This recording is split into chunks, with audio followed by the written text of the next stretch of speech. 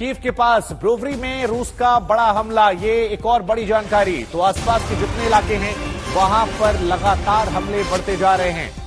Rocket हमले से food storage की जो इमारत है वो तबाह कर दी गई है। फूड स्टोरेज इमारत में आग और धुएं का गुबार जो है वो साफ साफ नजर आ रहा है। और ये फूड स्टोरेज इमारत जो है इसे यहां पर रशियन फौज ने तबाह कर दिया।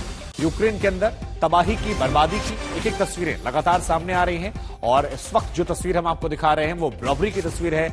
यहां पर रूस ने बड़ा हमला किया है और इस बड़े हमले में ये इमारत जो है ये नेस्तनाबूद हो गई है। देखिए, पूरी जो ये फूड मार्केट है इसे खंडहर बना दिया गया। अंदर से आग की लपटें नजर आ रही हैं, धुएं का गुबार जो है वो नजर आ रहा है। इस वक्त आज तक पर हम आपको ये एक्सक्लूसिव तस्वीरें दिखा रहे हैं।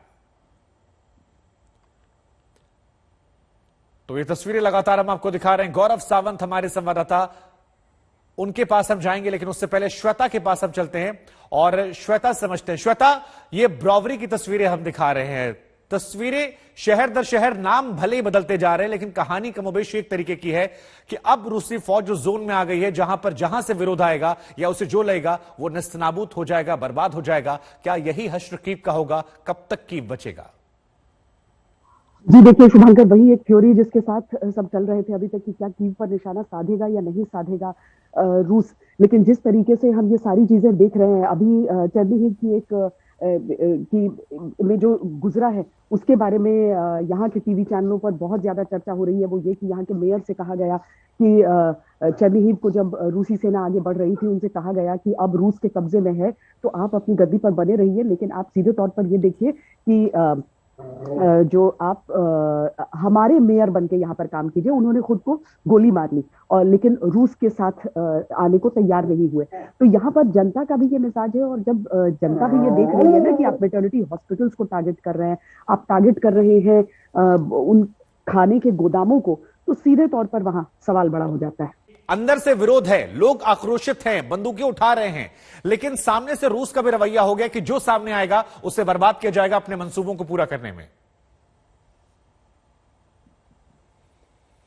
रूस अभी भी दावा यही कर रहा है कि उसके लिए एक स्पेशल ऑपरेशन है और वो बहुत प्रिसिशन बेस्ड ऑपरेशंस कर रहा है। जिस फूड स्टोर को निशाना बनाया गया वहां पर रूस के मुताबिक खाना बन रहा था यूक्रेन की सेना के लिए। जहां जहां रिसोर्सेज है जो यूक्रेन की सेना के लिए काम कर सकते हैं उन जगहों को रूस लगातार निशाना बना रहा है एक मिलिट्री ऑब्जेक्टिव के लिए। हालांकि यह मिलिट्री ऑब्जेक्टिव हासिल करने में उसे 17 दिन से ज्यादा लग रहे हैं। 17 दिन तक भी ना वो खार्किव के कंट्रोल में है, ना कीव के कंट्रोल में है, ना कीव में दाखिल हो पा रहा है। तो समस्याएं रूस के लिए भी काफी है। उसकी करीब 1,20,000 की जो सेना है वो 4 भागों से अलग अलग हमले कर रही है और अलग अलग जगहों पर, शहरों पर हमले कर रही है। चेरनिहिव के मेयर ने जो रूस का समर्थन देने से इनकार कर दिया, वो यहाँ के लोगों को और प्रेरित करता है कि वो खड़े रहे। लेकिन प्रश्न यही रहता है कि कितने समय तक वो खड़े रह पाएंगे इस विरोध के चलते, इस भारी शक्ति के चलते, क्योंकि रूस एक महाशक्ति है। रूस का हालांकि काफिला ज्यादा लंबा खिंच गया है।